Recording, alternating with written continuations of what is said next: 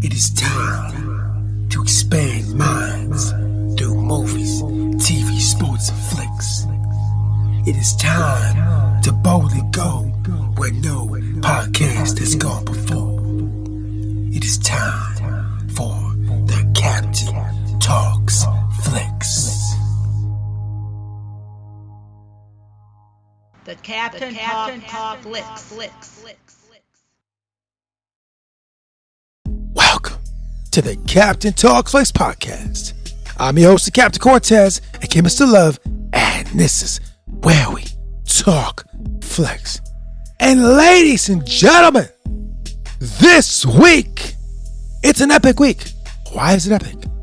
Because we have hit 800 episodes. I have been up to bat 800 times, and I have talked on this microphone 800 times since 2014 in July. 2014 in July, I've been on this microphone talking for 800 times. Talking about movies, TV, sports, and flicks, and anything else you can see on the screen.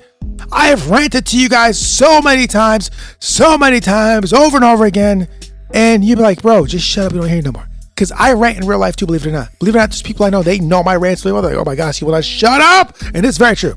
But anyways, thank you for joining me. I appreciate it very much.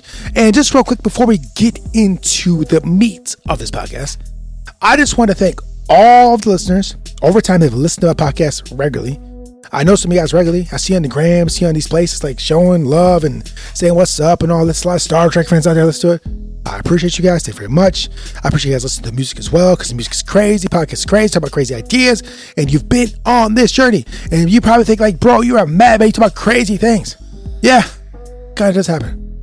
But it doesn't matter. We're here for the love of movies, TV, sports, and anything else you see on the screen. So thanks for joining. And so along this journey, I would say many times that, one of these days, I'm going to find a lady. Remember that? You might have been on this podcast like, bro, he's always talking about he's going to find a lady. Watch this TV show, they're falling in love, and he'll find a lady someday. And one of these days, I have a picket fence and a dog and kids and find a lady, and all these days, I'm single, and hey, ladies out there, where you at? Well, ladies and gentlemen, guess what? The captain, as you probably know, the last year, has found his lady. And she's going to be on the podcast this week. And in fact, we're going to kind of change the vibe of the podcast slightly. And we're going to turn it into the Captain Talks Flex experience, modeled after Joe Rogan. You know how Joe Rogan goes? He flows and talks nonstop with no edits. Well, that's what we're going to do right now. Right now, we're going to go into the Captain Talks Flex experience with no edits, just talking, two people talking. It's a woman I care about deeply. That's the only difference. And we're going to talk about the franchise called Twilight. You might have heard about some vampires and werewolves. Yes, we're talking about that. But before we get that, a couple things. I want to give a big shout to Boardman, Oregon. Got some plays in Boardman, Oregon this past week. And Boardman, Oregon. This Twilight franchise, some of it was filmed in Oregon. Where you live, bro. They were filmed there. They filmed those vampires and those werewolves in your space. You might have seen it. Maybe you've been there. That house, I think, might be there. I don't even know. But anyways, thanks for listening. Appreciate you guys. Gratitude. And additionally, this episode is brought to you by the album called Well Fed by the one and only Sons of Cosmic and RenéLA. They talk about food over abstract sci-fi hip-hop type beats. I guarantee you never heard anything like it in your life. And after you listen to it, you might get hungry. So I'll put the link below. Check it out. Now, let's get on with the podcast. So ladies and gentlemen, here we go. The Captain Talks Flicks experience. Live, no edits, with the one and only RenéLA. RenéLA, introduce yourself right now. Hello, everyone. It's great to be back. Congrats on the 800th episode. Thank you very much. And now, because it's episode 800, I'm going to tone down the bravado, and we're going to get into the Captain Talks Flicks experience. So, RenéLA, you are here to talk about Twilight. Do you want to go ahead and give a brief summary of what Twilight is? And real quick, before we go any further, there will be spoilers. So if you haven't seen Twilight, no, go ahead and come back later. So go ahead, give a brief summary into the Twilight series. Okay, so basically it's just about a young lady, a high school student who moves to a new town. Her choice, though. A very selfless reason, if you ask me. But anyway, she goes to a new town and she's trying to get acclimated, and she notices some people, some students, and she's curious, finds out a little about them. Along her journey in life thus far, she just never felt like a part of anything, really just felt out of place. And so when she meets these new people, one in particular, she gets a feeling like this is where she needs to be, and she fits in with this person and this group, and finds her niche. And it is a love story also, yeah, for sure, in several ways actually. But I think that's like basically what a lot of people, humans, want. They want to fit in, and it's hard to find that. Sometimes it's hard to figure that out. So when you do, it's great. So I would agree with everything you said. It is hard to find your tribe as well. So it's a very good explanation of these films. I definitely feel that's true. I definitely agree with it. Now we'll go a little further into this. You want to tell us about your experience seeing these movies. How did you view these movies? So I had seen like commercials and stuff for the movies. I didn't really watch TV a whole lot, but like I did see it on the commercials, advertised, whatever. And I hadn't seen it. It had been out in the theater for months, and I think it was like it came out fall of 2008, I believe. And I was like, okay, I'm gonna check it out. It's gaining a lot of popularity, so I'm like, okay. So I think it was January of 2009. It was still in the theater, and I went to see it by myself, and I loved it. It was great. After that, I chose to read the books. So I read the books, and then I continued to see the other movies in the theater as they came out. And what was really cool was down the road they did a marathon in the theater where it was all of them and all day. I mean, you're there from the morning till they open till you close the theater. It was a long day. I think I had someone take a picture of me how I looked towards the end of the day. I looked, let's just say, non-energetic by the end of that. But it was worth it. It was really, really neat to see a whole story from start to finish like that, because usually you have to wait. So that was my experience. And then also after that, of course, I've seen it on the TV or popped them in because I got the DVDs. And so, yeah, I've seen them many, many times. So that sounds fantastic. Binging things in a row is phenomenal. If you've been following this podcast, you know I've done Jurassic Park recently. I've done Mission Impossible recently. And so to see them all in a row in the marathon is absolutely fantastic. Now, I wish I would have seen them like that. Well, I did in the couch here at the house. But in the theater experience, I imagine was magnificent. I know the local theaters, no matter which one you went to, I'm sure it's great, assuming you've seen it in our community. Also, I do want to ask you this. Do you feel that the books or the movie is pretty solid and true to the books as you experienced them? Oh, for sure. I think they did. The author, oh my gosh, Stephanie Meyer, great. She did a great job. She's a great writer. Yeah, definitely made the books come to life, for sure. It was great. So everybody involved. I mean, you're talking about the author. She did a great job, but then the people that made the movies, I mean, it's so wild to think that they saw her vision and they made her vision come to life on the screen. And I think it really meshed really well. They did a great job, I thought. And she was even in the movie, correct? She was in, I believe, the first... Well, I don't know. I know she was in the first one. I definitely two. I have to look or maybe find that out if she's in the other ones, but for two for sure she was in. Yeah, it's phenomenal. I think being really part of your own creation would be awesome. Yeah. So the movie is great. And let me just say this real quick. I love the movies. They're phenomenal. Seeing them on a roll was great. The story is great. Loved it. And so I do have some other questions about this franchise as well. Shoot. So me being a music guy that makes music and does songs for like 15, 20 years, whatever, I thought the soundtrack was phenomenal. You want to go and talk about the soundtrack? Oh, wow. Oh, my goodness. So right after I saw all these movies, I bought all of the soundtracks, meaning there's a score for each movie. So I got the score of each movie, and then plus they had, songs from each movie. So I have, there's like 10 discs. I mean, I will listen to all of them start to finish, which is really hard to do. I mean, you get a CD back in the day, you might skip a couple, play 1, 2, or I'm going to skip 6, whatever. I don't do that.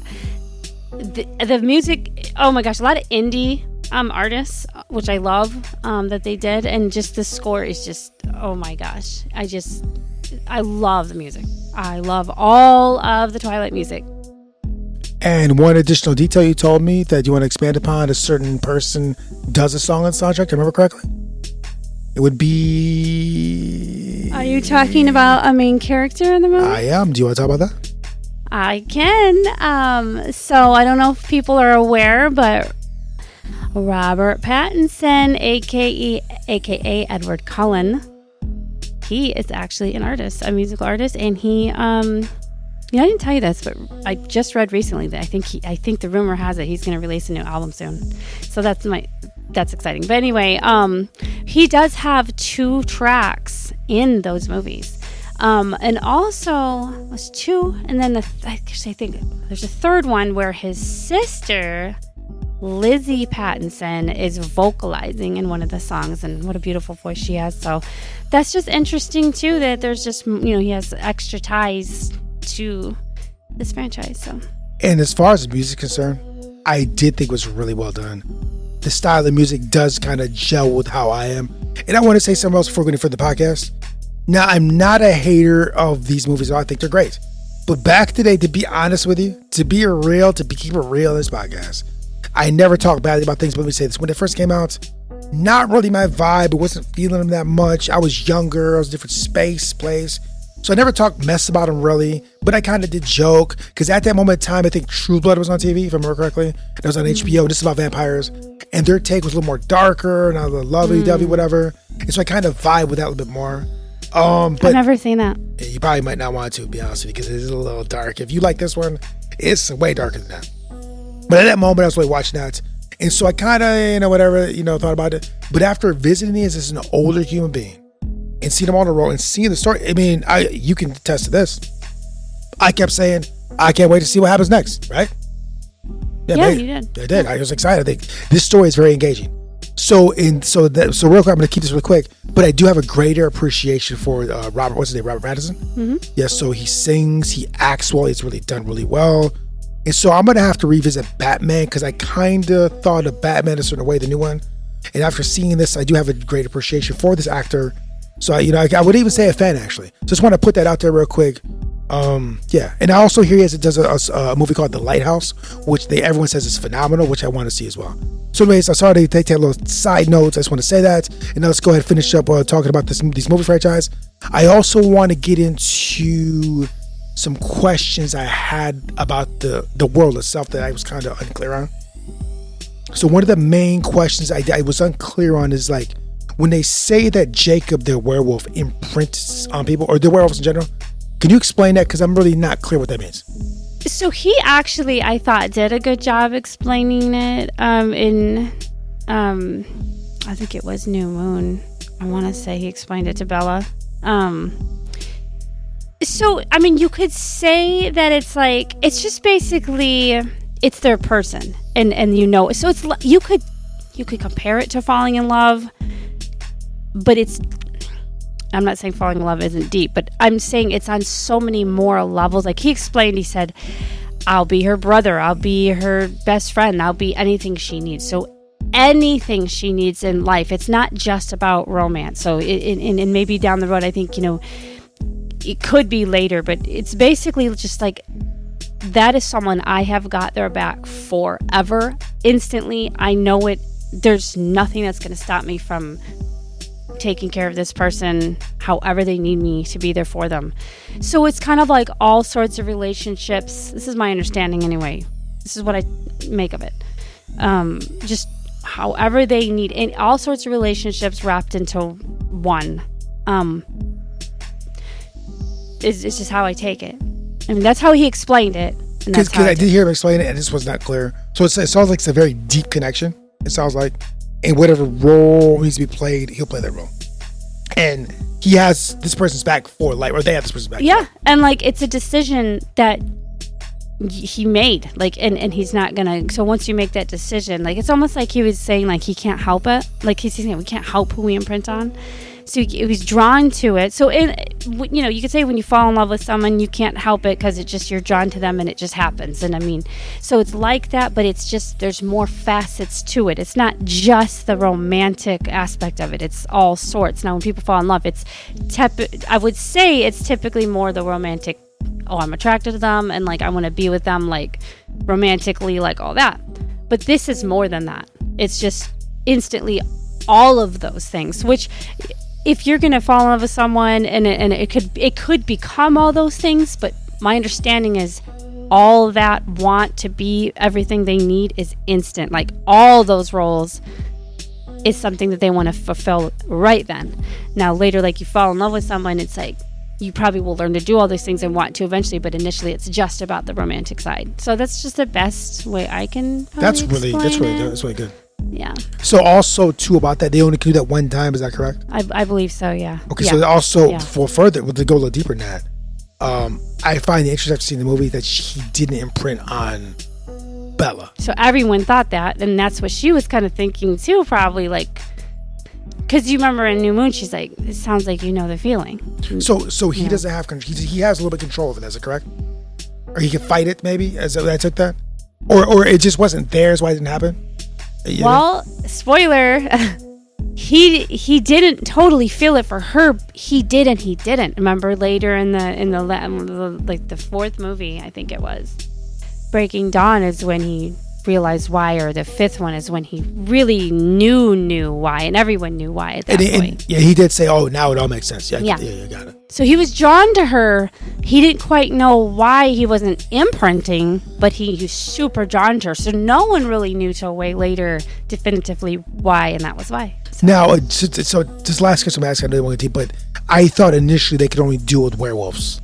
So it expands to pretty much anybody. Is the books explain that way or not? So I don't remember.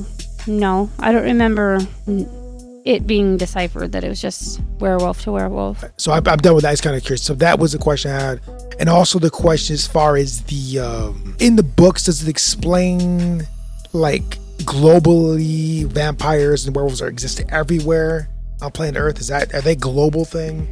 Like, so they only go to a few different places. The way I understand, the way I interpret it was that they're everywhere. They're in every country on planet Earth. They're in every. Is this how that world works or not?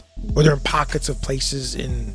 Do you know that or not? Really sure. The books just were focused on this story, so I don't know that. But they don't exist everywhere. Like they're all over the place. You know? It wasn't, to my knowledge, deciphered. I think it was just sticking to this story in particular. I'm trying to think if there's anything else I had a question about specifically.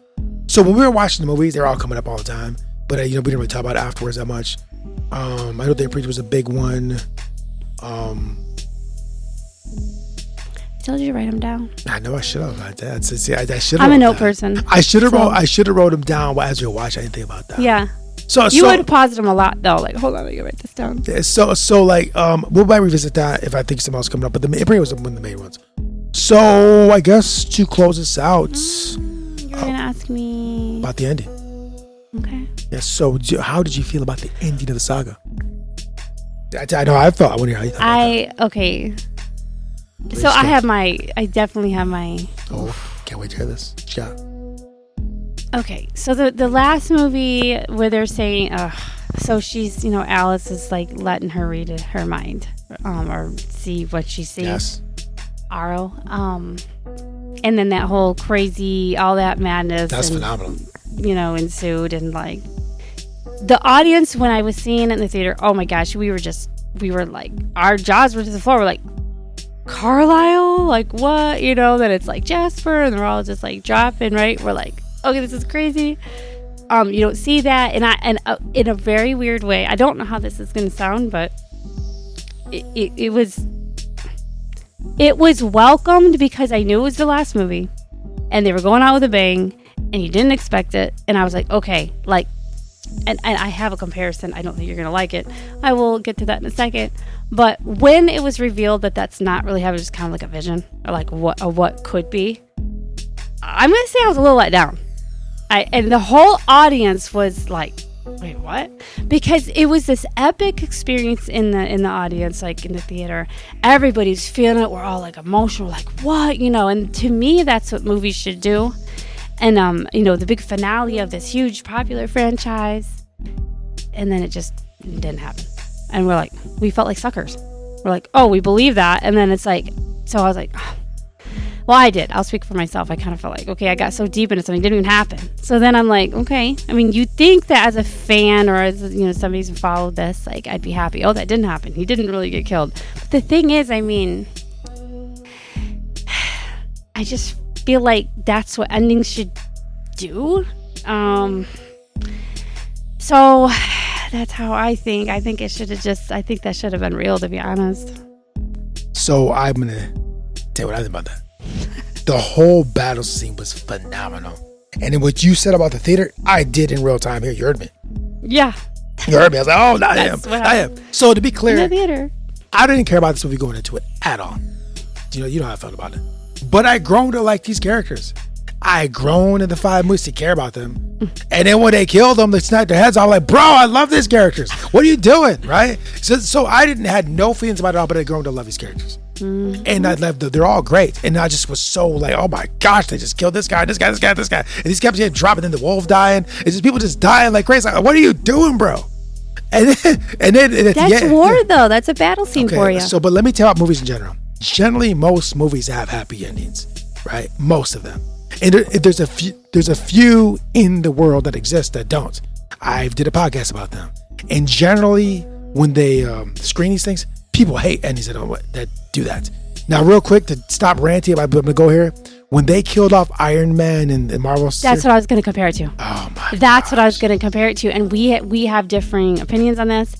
I mean, I was... Okay, I hate to say I was a fan of that, but in real life isn't always like rainbows and sunshine. We know that really well. And when people, like, I felt like it was time, and it had to happen with Iron Man. And I know you don't like that, but I mean, it just had to happen. Something had to give with that franchise as well. Like, something had to happen. Iron Man is my favorite character, was and is and always will be to this day. It just had to happen. And I know you were really, I know. Yeah, I know. Yeah. But the thing is, it's more realistic. And when I watch stuff, to me, what makes it good to me is it believable? Would it really happen? Does it, that's what gets me. And people leave this world. And that, to me, that is realistic, and they had to do it with him. So let me say this. We know this firsthand, people leave this world. We know this really well. We do. Now, I go to movies for escape from the pain from the real world, right?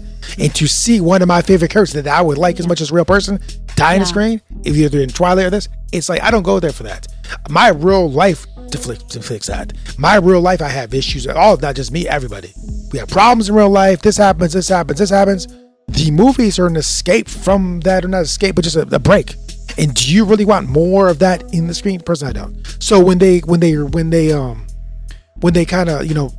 the guy says, well, we're not gonna do all that in Twilight, I was like, But also too, I kind of wanted Arrow to die, to be real about it.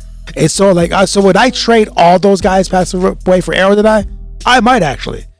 But he said that he stopped because we're not going to do this now.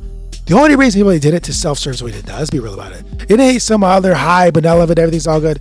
I saw him getting my head pulled off, and I'm all ready to go, and I'm good. But the one dude, he's welcome to it. Here we go. Oh, finally. Whatever, the big tall dude. Yeah. Oh, here I go. Get me out of here. I'm done with this.